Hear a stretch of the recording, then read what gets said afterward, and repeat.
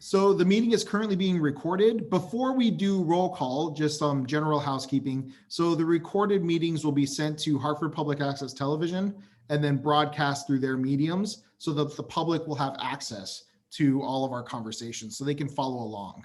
And I'll talk a little bit about that as we're going through the agenda.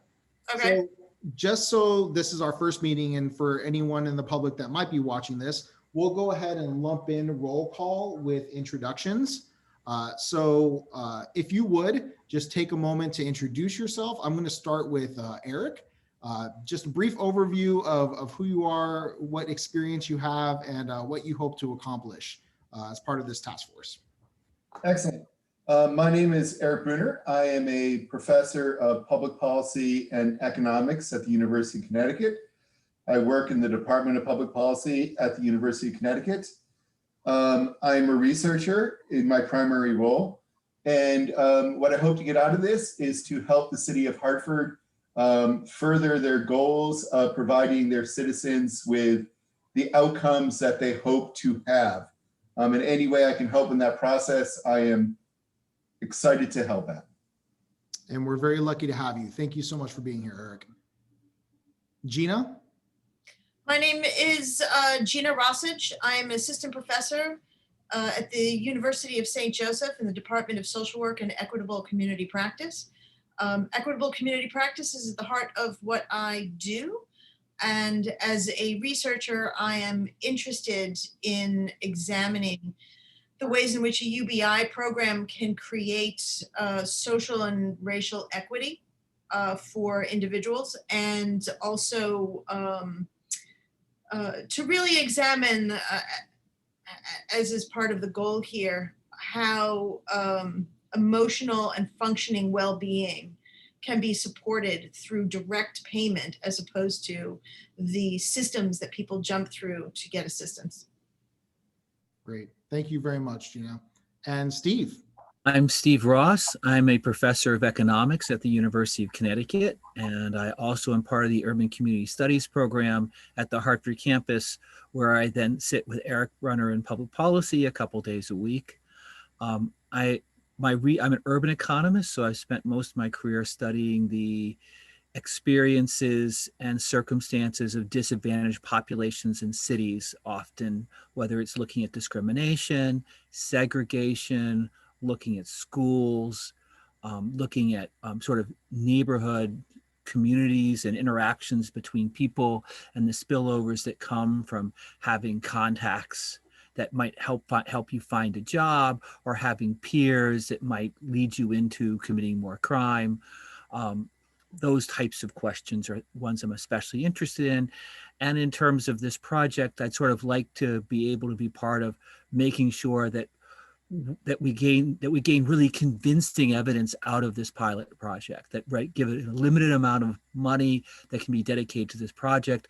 What is the way we are going to be able to learn the most from it about the potential for UBI for the Hartford community? Great. And I have to say, I'm very grateful for all of you willing to dedicate your time to helping us do this over the next several months. I hope that this is not something that becomes overly taxing. I will be finding additional members that should add to our conversations and help us develop a more comprehensive program. But I'm very grateful to you all, and I welcome you on behalf of the City Council. So thank you. Moving on to the next item of the agenda. So we've already covered introductions, and essentially I took roll as you all were introducing yourselves. Typically, we'll start our meetings with public comment. The public will have an opportunity to participate. Public comment would be when they would do that. Currently, there's no one on. Didn't expect there to be a lot of folks on, but I can tell you that interest in this has increased over the last couple of weeks. City Council, directly through Council President's office, has received phone calls from folks who have asked generally, I heard about a program that you all are looking to do. Can you tell me more about it? As we continue to progress and submit reports to City Council on our progress, I can tell you that more and more residents will become very interested in this. And so I am looking forward to eventually hearing some of their feedback. Yes, go ahead, Gina.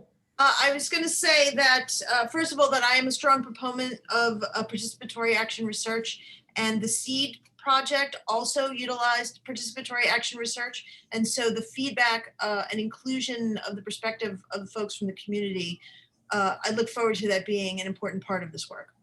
Absolutely. And I did create our group on meetinginfo.org, as I indicated in the email that I sent to all of you earlier today. Meetinginfo.org is a platform that the city of Hartford uses for all of our city's boards and commissions. And so any supplemental documents, agendas, minutes, all of that will be uploaded to meetinginfo.org and will be accessible to not only members of this group, but members of the public as we, move through the next phases of this task force. Okay, let's go ahead and get into the charge. So I'm going to outline a couple of goals, and I'm going to group this in with the timeline. So items number 5 and 6, I'm going to kind of cover together.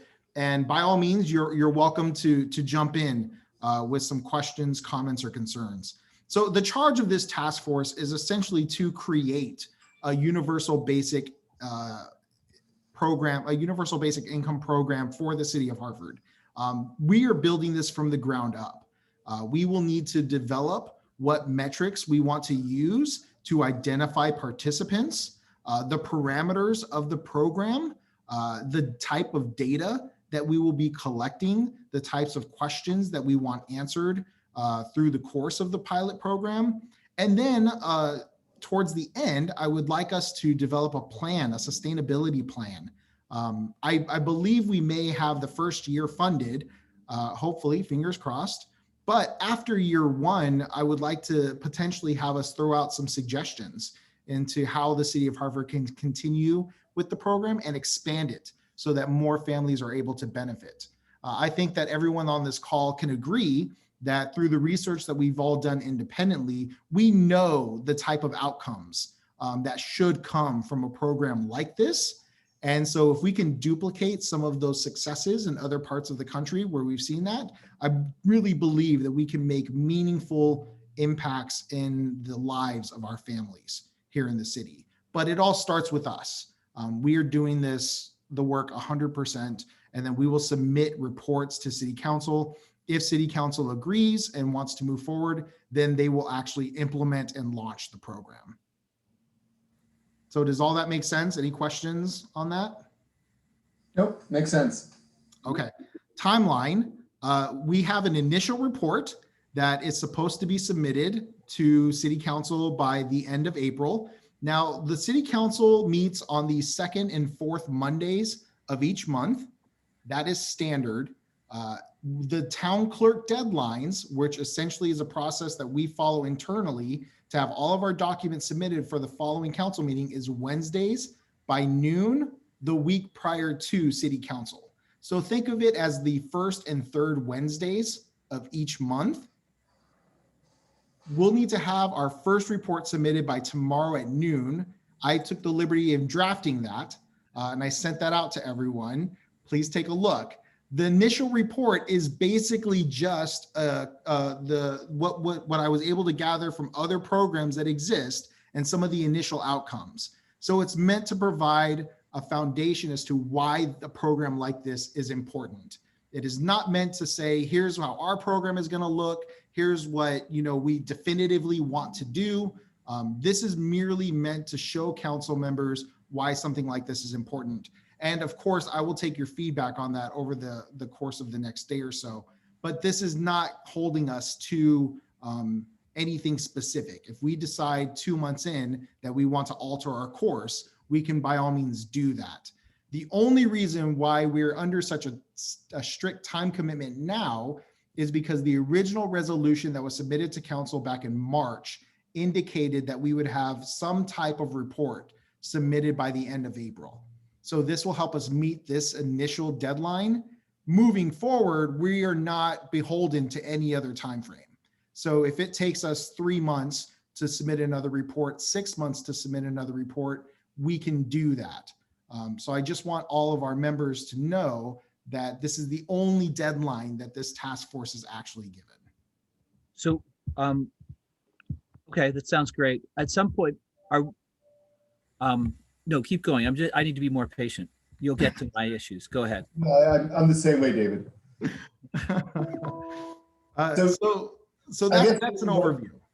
what Steve and I are looking for is like information like how much resources have been allocated to the pilot project, how many families are we going to be able to serve, therefore how many families do we want to recruit versus how many we can serve.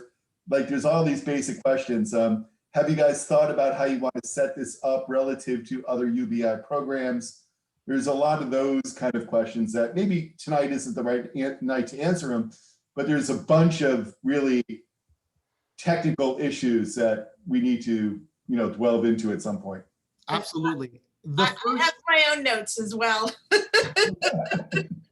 The first paragraph of the initial draft that I sent out, it essentially captures what Council President Rosado would like to see this program accomplish. Essentially, we would prefer if we identified 25 families, single mothers and fathers that live here in the city, that work here in the city for at least 2 years, and that, again, work either part-time or full-time.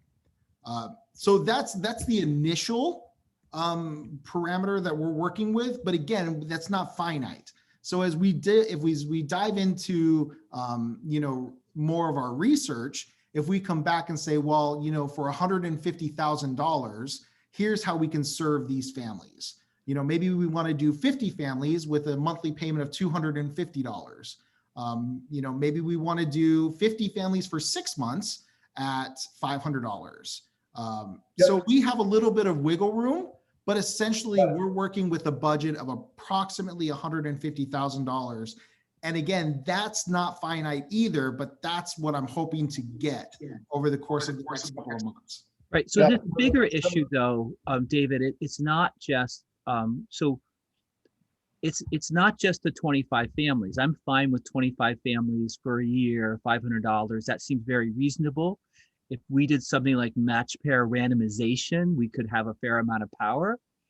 But where I am sort of concerned about is that you need money for the control group also.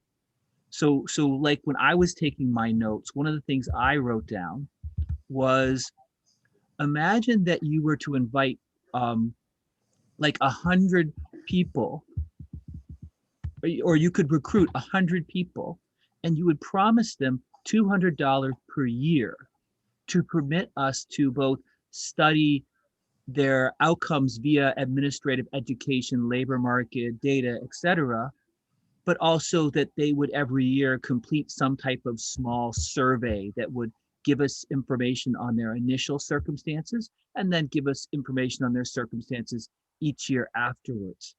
That $200 promise would be something that everyone would sign up for, with the idea that they would get paid this small amount of money relative to UBI to encourage them to participate, keep their address up to date with us so that we can follow up at the end of the year, etc. And then there wouldn't be any disappointment, right? Because then essentially everyone's expecting $200 a year, and 25 people would suddenly get this, oh, by the way, you should be really happy because by random chance, you got selected to get this cash benefit every month. And the other 150 people wouldn't know they lost out. They would simply know that they're participating in this study and they're getting paid every year to participate in this study, right? And so that's something that sort of needs to be budgeted for, this ability to not only have the 25 treated people, but have this control group to go along with it. In order to have more power, maybe 75 people in the control group, which is going to be far cheaper to add people into the control group, obviously, because it's just $200 a year, as opposed to, say, 500 times 12, which is $6,000 a year. But it's still not an insubstantial amount of money that would need to be in the budget. Gina? Yeah, so I have a few concerns. One of them was definitely related to the fact that the other seed was a randomized control trial, which is that we have to ensure that everybody is informed that they could get, for example, this $200, but that 25 people will be randomly chosen for this other piece of the study. Like you can't not let other people know when they're signing up, they might or might not be part of the random control, I'm not right? So opposed. I, there's various levels of ethics that I'm concerned about as we move forward, and that is one of them. We need to see about having a hold harmless fund that the other seed had, and ensuring that those folks who participate don't lose out on any of the social safety net funds they're currently receiving. And that's something that the city is going to have to negotiate with the state around. So that's a concern that I have. Gina, that's a great point right there. That's a great point. I'm also concerned about the conditions under which someone would be suspended or terminated from the program. It all has to be laid out very explicitly when people sign up, so they understand what they're getting into, understand what's being asked of them, and understand under what conditions they may be removed from the project, and how we will handle that to ensure that we have robust numbers. Any other thoughts? Back to Steve. go ahead, Eric. What? No, I'm going back to you, Steve. Well, one of the other notes I had, which relates to this issue about removal from the project, this is a politically sort of difficult issue, but it is sort of important that you don't want to lose people when they move, right? It might be okay that, for example, that Hartford's only going to pay people the UBI as long as they live in Hartford. I can understand that. That could be just part of the effect of the program.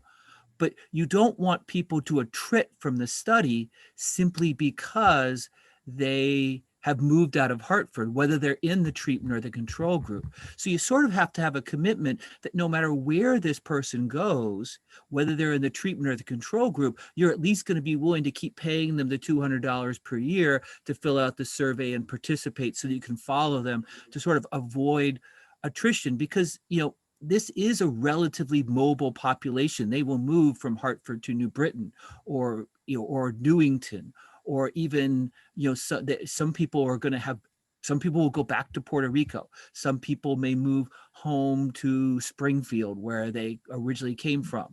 You want to be able to follow people over time, even if they're living in the city of Hartford. And that's something you need to sort of educate the city council about, because they're going to at least have this sense about, why am I writing $200 checks once a year to these people who don't live in Hartford anymore? So Steve, can I offer a low-cost alternative to that, which might be cheaper? That is, if we could get the city of Hartford to reach an agreement with DOL and CDE, and obviously the participants, if we paid them something like $200 up front, you might be able to follow these people over time costlessly, simply because we then have them in our database. No, I agree that we want to use the administrative, educational, and labor market data. And we could even try, if we have their permission, I think even social services would have to provide, child services would have to provide the data if they give permission. Yes. But that's a little bit of an issue, because that agency is less amenable to projects like this. Of course. Regardless, obviously. Regardless, I still think the city council is probably going to want some type of baseline follow-up survey, right? They're going to want an initial survey that gets more descriptive information about these people's circumstances, Absolutely. along with a follow-up survey at the end of the year. And if there's more money, annual surveys for several years. So I do think we want this to be an ongoing thing. And the nice thing about promising payments once a year is that people keep in touch with you and they update their address and you can find them again. Yeah, and you're absolutely right, Steve. I mean, administrative data gives you something, but it gives you nothing about socio-emotional outcomes or any of that kind of stuff, which is important.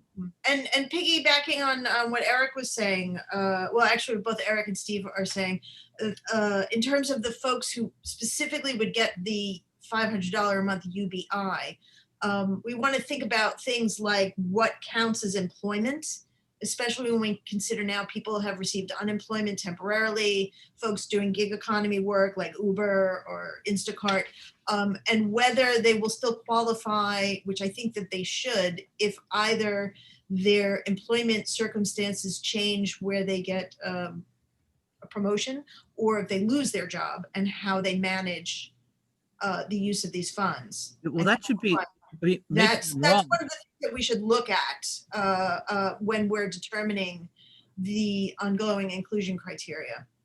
but maybe I'm wrong, but I thought the whole point of UBI is it would not be means tested. It could be, there could be other criteria, but the whole idea of a universal basic income is that you're getting the income, and if you earn more, you still get to keep the income, right? There is no benefits tax. So the seed study based it on the median income of Stockton. So that's one of the things we'll need to decide. But also, you know, in David's write-up, he said people would need to be employed at least half time.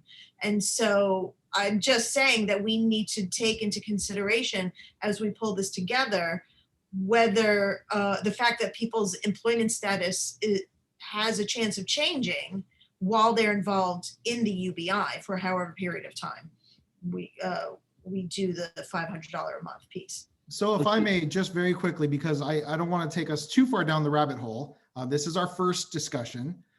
What I would like to say is administratively, just so that we're all on the same page, as a city staffer who's going to be the liaison between this group and city council, as you have questions or requests for various city departments or state departments, you'll funnel those to me, and then I will get you the information that you all need. We are not dictating, and I say we as a body, are not necessarily dictating how this program should be developed. What we care about on city council is three things. One, we're able to support Hartford residents. Two, we support Hartford residents who have been entrapped in a cycle of poverty and are looking for opportunities to expand their economic opportunities. And then three, that we focus on families that are most in need within the city. Now, as far as surveys and how to collect the data, we're open to your suggestions when you develop the program, but we are prepared to, if we launch, to hire a program administrator that would work with these individuals on a monthly basis, on a quarterly basis, whatever you all decide. We will provide that type of infrastructure, but we're leaving the development of the program up to this group because you all are experts in your field. Thank you, David. That's extremely helpful because we will need to look at what kinds of resources we require. One thing that I mentioned to David, since I'm from USJ and you folks in the room are from UConn and David is from the city of Hartford, is in terms of the IRB, because this has to go through an IRB. And Oh, yeah. But David, No, big time RV.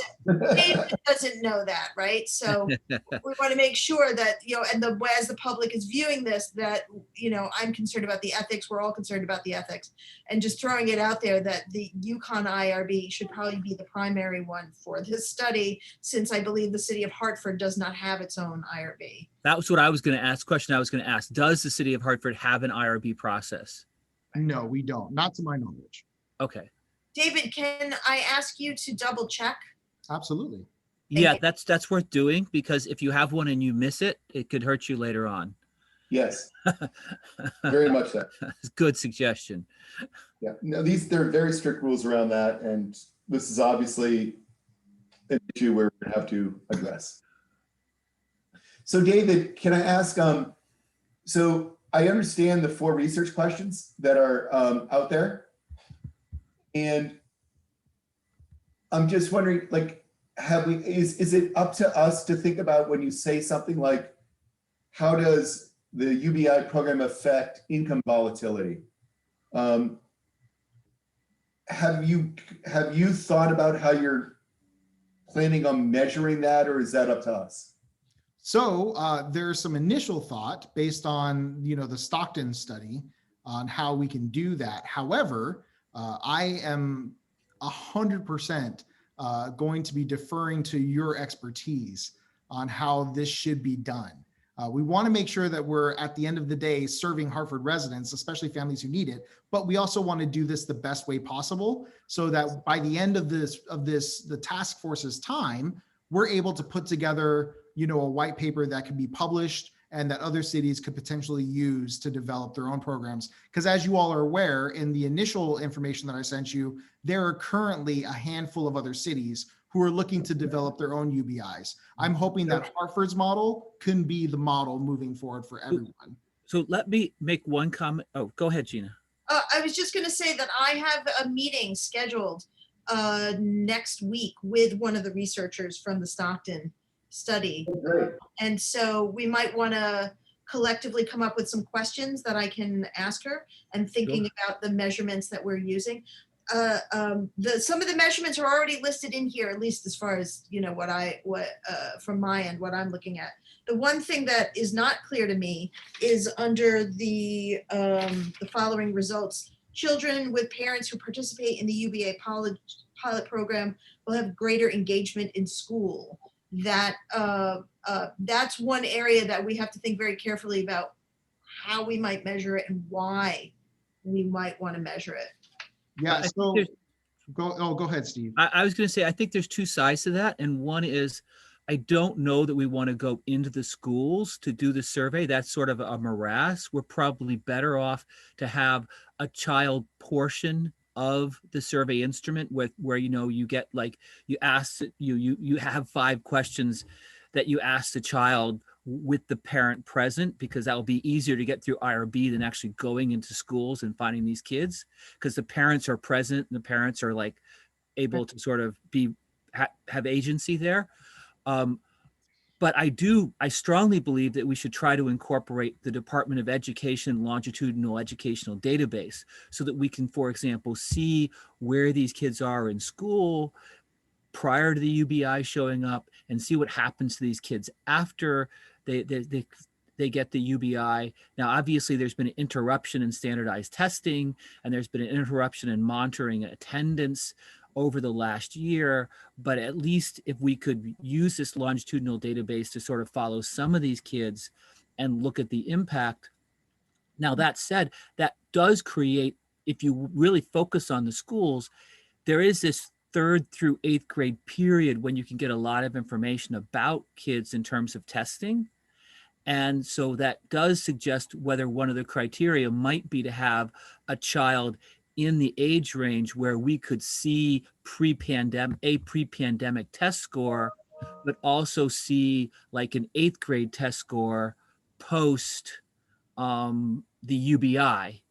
And that does impose some restrictions on this, where on children's ages when you're sort of drawing these 25 households, if you want to be able to look at test scores over this period and the possible impact of the UBI making the family function better, and that relaxation of stress causes kids to do better in school, perhaps. Yeah, the thought process was to address chronic absenteeism. Mm-hmm. And so that's what I was hoping to gain. Maybe what we do for this initial report, and just hearing some of your feedback, is we try to stay away from making declarative or definitive statements. And that way we're not tied to any of these questions or, Right. And in terms of the inclusion of children and the IRB, we can completely get around that by only focusing on the parental involvement. So we can ask the parents to provide the report card, for example, right? Because then they're providing their own, they have the parental right to do that. We can ask them about attendance to school meetings, for example, or helping their children more with homework, right? Are they more engaged with their children as a result of having this extra income, for example? And then we don't need to look at the child. We're looking at the parental, what's freed up in the parents' time and energy to focus on their child, which I think would actually be more interesting, at least from my perspective. And Gina, just to elaborate on that, the Connecticut Department of Education actually has very good data on chronic absenteeism. So if we knew them, we would actually have very good data on chronic absenteeism and other Except during outcomes the like that, pandemic too. year, but yes. But other than the fact that it's pandemic year, but yes, absolutely Well, true. then it's a good thing we have the timing of this project that is occurring, hopefully as the pandemic is ending. After the pandemic. So I wanted to, David, I'm sorry, can I just return to David for a minute? Big overview question.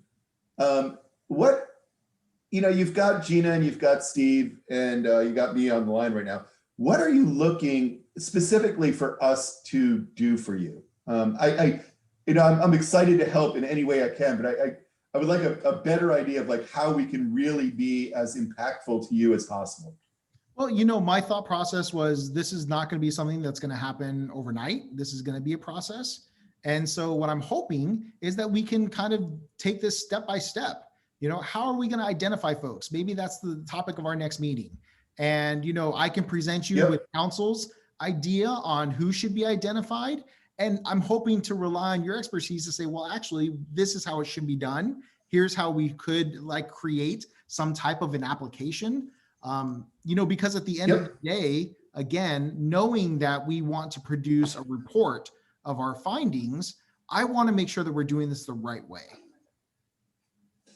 So David, along those lines, I would ask the question, so there's you put it really well, David, but there's multiple criteria that we could think about defining who we might want to recruit, right? And I think in some sense, that shouldn't be us. I think in some sense, we should have complete buy-in from the city council and the citizens of Hartford in that sense. And so like a standard criteria would be 200% of the poverty line. That's a pretty standard thing for federal programs, but you might want to make it the poverty line or even below the poverty line. You might want to make it a very focused population. And the first goal in recruitment is defining the population. And so that is our first goal at our next meeting, is defining the population. And it would be really great to have feedback from the city council about who they feel is the population they want to serve under this program. With that in mind, I think some data would be very useful in helping us answer this question in terms of what's the median income, what's the poverty rate in Hartford, for example, to help us consider.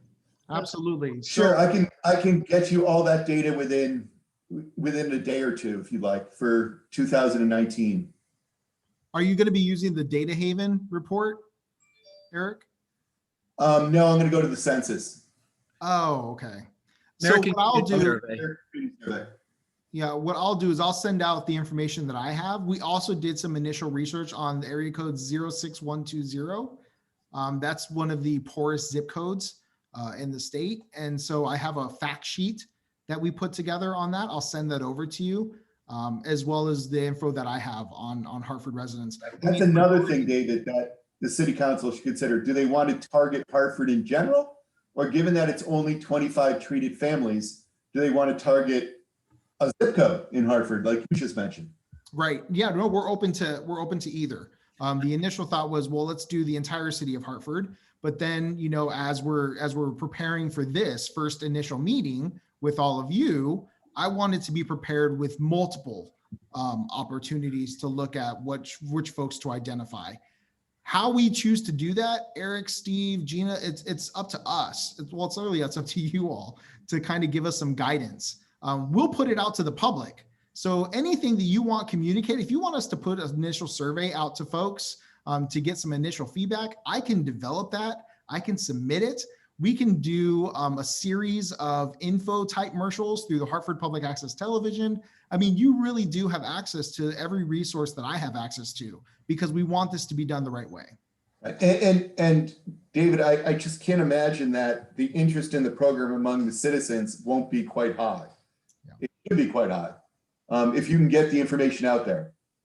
Oh yeah, right. And that actually is part of my ethical concern, is that folks will want to get this money because they need it, right? We need to make sure that we're 100% crystal clear what the conditions are for receiving the money every month, for maintaining in the program. So there's full informed consent. That has to Absolutely. be very well described in this whole project. Yep.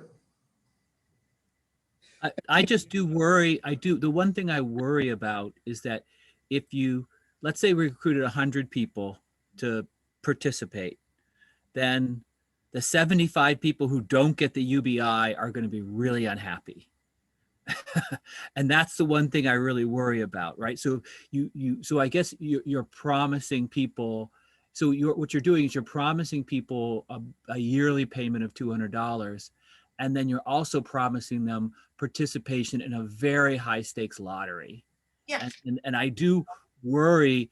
I would prefer to try to get the IRB to buy into the fact that you actually harm people when you sign someone up to have a chance to win something big and then they lose. You actually harm them.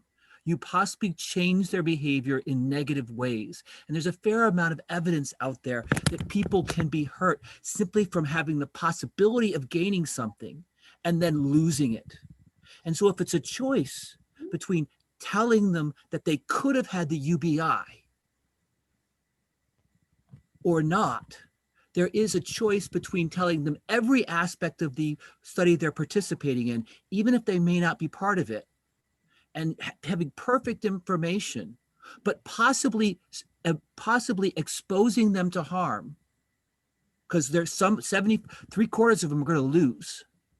So this is a question I simply- can bring up when I have my meeting next week with the seed researcher, whose name I'm not including now because I don't have their permission. I will ask about those issues around consent and inform, and the randomized control aspect of it, to find out how they handle that, because I do hear what you're saying. Yep. Yep. So David, I guess that is another issue that we need to bring up with the city, as Steve is really well articulated, is that there's two components to the evaluation of UBI. One component is doing UBI. The other component is keeping the control group on board. And that hasn't been articulated to the city council quite yet. It's a more difficult conversation because it's just difficult. Does that make sense, David? Yeah, absolutely. I think that as elected leaders, we just want to serve the public. But we know that in order to create a true sustainable program, we're going to need data to support, funding. So that's where I'm hoping that you all, and again, if there's folks that need to be in this conversation that aren't here, that's my job too, to recruit those individuals. What I'm hoping is that we can put together a program that we can then pitch to city council. City council then says, yes, this is the right way to do this. Let's do it. And then we can hire the necessary support staff to make it happen. Well, I have some good news on that front, David. I guess my illustrious department tweeted out that Steve Ross and I would be involved in this project. And I immediately have already received emails from numerous students volunteering. MPP students that are so excited to be involved in the city of Hartford and helping out with something that would help the residents, that they're volunteering their time. So we might have a bunch of free labor on our hands. That's incredible. That's amazing. From some highly qualified students. I want to go back to the actual draft report that you wrote. Mhm. And you listed 4 goals of this pilot. And I think you need to actually put one of the goals as more aspirational for a future larger pilot. And that's goal 4. Okay. You're going to ask, what are some of the localized economic benefits of a UBI pilot program? And there's just no way, even in a zip code of the city of Hartford, that, so that 25 Right. things are going to matter. Typically, if you want to answer a question like 4, you need to be able to randomize some locations into getting getting treated people and some locations into not getting treated people. And then you have to randomize so that some like 10% of your population in the treated locations, or maybe 20% of the people in the locations actually get the benefit, right? And so you need a much larger, major sort of pilot in order to sort of estimate localized economic impact benefits. So I would really like to prefer, before this gets sent to the city council, that this 4 is moved down, and then you have a paragraph in between 1, 2, 3, and 4 and say, for a future larger pilot, we would be interested in examining the following goal, but that would require substantially more resources. Because you will not be able to answer question 4 with a 25-person pilot. And so I prefer that you not promise to answer 4 in this first report. I would like to build on that. The one thing that we could do is examine the individual spending choices of the folks in the UBI, right? And by looking at that, you know, how much did they put towards debt, towards local spending, towards savings, investment, paying off, you know, debt, as I already said. And that could help with the 4th question in a very micro manner. Yep. That's a great idea, Gina. Good point. Yep, I agree. Although I would still prefer not to promise 4. Well, we can do that. And again, I'm going to go back through. That's a good point. I'm going to modify the initial report anyway to make it a little less definitive and giving us a little bit more freedom and flexibility. I can take 4 out. What I would suggest is perhaps, and this might be a discussion for our second meeting, is when we're trying to determine, we don't want to necessarily tie the funds to any predetermined requirements, but I think having buckets, and then a person might be able to say, well, you know, this month I invested in bucket number 1, and bucket number 1 might be housing, clothing, food, something like that. Bucket number 2 might be, you know, economic opportunities. So that would be like, you know, I participated in additional training, or I looked for new jobs, or whatever the case may be. Something like that might be beneficial. Well, actually, when I was looking at the seed, one of the things they did was they sent folks, they sent the researchers information on how they spent the money, and they did it over text messaging. And you can actually employ qualitative. I'm sorry, I do have to actually leave in a minute because I have to teach at 6 p.m. But you can apply a qualitative approach to categorizing how folks spend the money. That's absolutely. Yeah. And Gina, guess who's going to be in charge of that? But it's a great, you're absolutely right. It's a great idea. I mean, I think there's sort of 2 elements to this. And one is this, what they say they're doing with the money. And the other is, how does their general spending patterns change, right? And so it's sort of, I like the idea that there's some baseline survey that you do even before the UBI starts. And I think collecting some information on consumption patterns in that baseline survey, and then also in a year later, collecting some of the consumption patterns in a baseline survey, I think that would really complement the more text message immediate collection of what they say they're spending the UBI on. right.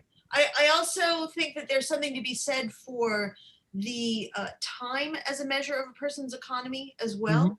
And what time is freed up. People are using this money so they don't have to braid hair for extra income, for example. And therefore they have more time to spend with their children, right? I agree completely. Examples, right? That we need to look at those shades of experience as well. Yeah, So I agree completely. These issues that you might pick up in a time use survey, in a consumer expenditure survey, we can't do a full blown one of any of those, but picking up those types of issues in the survey are exactly the critical things. I agree completely. What do you think, Eric? So Gina, I'm just wondering, so you're going to be our qualitative specialist, and I'm wondering if we should consider bringing on a survey specialist who would volunteer their time. And we happen to have a survey specialist in our department. I don't know if she's willing to volunteer her time, but I'm guessing she might be able to. But if she was, maybe she could help us with these surveys, because I don't think any of us, unless you do, Gina, have the expertise in developing survey questions that are right, the right way to ask questions that elicit the responses we want. I have training in mixed method studies, but Oh, you do? yes, but this is a kind of project that will benefit from multiple folks' input. So For a sure. true survey researcher would be good to have. I think you're right. Yeah. So obviously, Steve, I'm thinking about Jennifer Deneen. Yeah, that's right. She's really good. She's a community member. She would have all the expertise on survey research. She's helped us out with other projects in developing qualitative surveys. So she might be a good person just to have to help develop the baseline and the follow-up surveys. At least I agree. look them over. So would you be comfortable, Eric, just doing an email introduction and then I can make a formal request? Absolutely. Okay, great. I will do that. So for the sake of time, because I know Gina has to go, very quickly, I'm gonna redo this and I will send out a new copy. I will make it less definitive. So again, we have that flexibility, but it has to be submitted to city council or town clerk by noon. So if you'd like to review it one more time tonight and then send me any feedback so I can incorporate it, please do. I will then follow up with the city to find out about an IRB. And hopefully we have some more ways to look into how to secure that for the next meeting.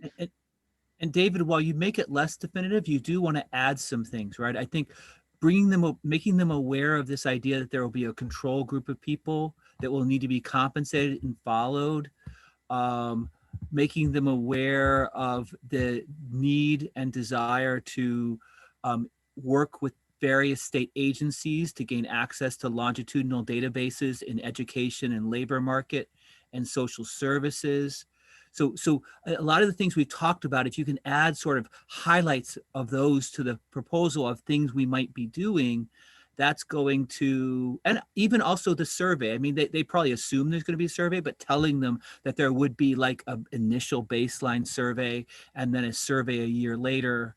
And also the Hold Harmless Fund and negotiating with systems around benefits. Yeah, that's important. Because that's a critical, I think that might be one of the most important things, what Gina just said, that they're aware of. My concern, Steve, is that there's a lot of council members that may get lost in the weeds without giving the proper context. And so what I would recommend, because I work with obviously them on a regular basis, is I will put this together, send it out to all of you for one last review, and then I will have council members review it prior to. And keep in mind that as a report, we actually can submit a replacement up until Monday. So if you all wanted to make changes, we can do that. I just have to have something initially submitted by tomorrow. I'm actually going to leave. So I will look for your email and I will also elicit questions for me to ask the seed researcher, but I really do have to go. So thank you. It's been a pleasure. Thank you so much, Gina. Take care. To some extent, David, I'm sort of raising issues, I think, that are going to raise questions among council members, right? That is that there are things that council members might not have thought about or that might not be on their radar that are not in this, that I want on their radar, right? I want on their radar that there's going to have to be this control group of people who are not receiving the UBI that's part of this, that are still part of the study and are getting some compensation. I want that on their radar so that they ask about it and they get comfortable with it. Right? I want on their radar that the city is going to have to negotiate with the state about gaining access to this longitudinal data. I want on their radar that the city might have to actually have negotiation with the state about the provision and even the federal government about provision of benefits and how the UBI will or will not impact things like food stamp receipt. Or I want those sort of things, those big ticket items that they might not have thought of. I want to start putting those items on their radar, even if it just is a short sentence or two that says this is an issue that's going to be one that's going to have to be dealt with. Yeah, I think that some of that is fair for sure. But I also believe that in conversations that I've had with various council members, the idea of benefits cliffs is something that we're already pretty familiar with. And so I again think that we'll have many conversations, and there will be council members that will pop into these meetings as well. This is open to them too. And so I need to make sure that I'm balancing, until we get more details, balancing what needs to be explicitly stated now and what could wait potentially until our next report. Okay. But those were all good points, and I'm going to do my best to try to incorporate as much of that as possible to the extent where it makes sense to do so. Great. And I do say, I don't want you to water down the points 1, 2, 3. The points 1, 2, 3 are great points. I just didn't want to promise point 4. So I wasn't trying to remove details, just not, I don't mind detailed promises like items 1, 2, and 3. I just didn't want to make a promise that I knew from the beginning we couldn't keep. Right. Which is That's a good point. That's a good point. So I'm not saying take out 1, 2, and 3. I like 1, 2, and 3 as they're written. I just like to add stuff on education as another bullet, but 4 was what I just didn't want to see in there. Okay, well, and I probably still will keep 4, but I'll do that paragraph. That's great. beforehand. That's great. Yes, the paragraph that says makes 4 more aspirational. Okay, so Eric, any final thoughts before we wrap up? No, I'm excited. I'm gonna work on getting Jennifer involved. I think this is a really great idea, and we're excited to work with the city of Hartford and be of any use that we possibly can be. We got a lot of work to do, obviously, but I think it's a great thing to be involved in. So we're looking forward to working with you, Steve, David. Thank you very much. And like I said, I cannot say how grateful I am for both of you and Gina to be able to work with us on this.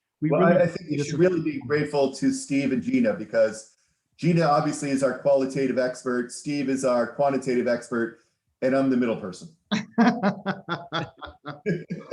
You're the looks of the group. We'll give you that. We're excited. And I really am grateful that students are already willing to participate. And so if you have a couple, I guess Leanne from our department sent out the social network meeting about this, and I immediately got emails from people saying I would just love to help out in any way, in any capacity. So these are MPP students, so they're pretty tech savvy. So we'll have some good people. There's a lot of really people that are really interested in making Hartford just a great place to be, that are willing to donate their time. So I think we'll have the support we need. I agree. And Steve, I'm so jealous of your earphones. They look amazing on the video. They've been made fun of. They have been made fun of before. People are just jealous, Steve. They're just jealous. They Okay, were the cheapest ones on Amazon. If you they look great. I love the blue. I'm just really liking the blue lights. feel like a gamer. I will email everyone with a potential time. You. Are we thinking every 2 weeks, every month? I mean, what's capacity like for the both of you? There is no capacity. I just have to take the hit whenever it happens. I'm saying that Steve and I are both just inundated with work, so we'll make it work. We'll find the time. Does a 5 to 6 o'clock time work for the both of you? Yeah, 5 o'clock's a good time for me. As long as I warn my wife and it's not conflicting with something. As long as it's not conflicting with like a kids concert or something, but there aren't many of those. Okay. Yeah, and I definitely don't want your wife to be mad at me. So Okay. We'll look at 5 to 6 on Tuesday. I think Tuesday generally works best for Gina as well because of classes. Great. So I will send an email out with all this information, and I'm looking forward to working with you all. Take care. Great. Nice to meet you. All right. Bye-bye. Take care, David. Good meeting you. Bye.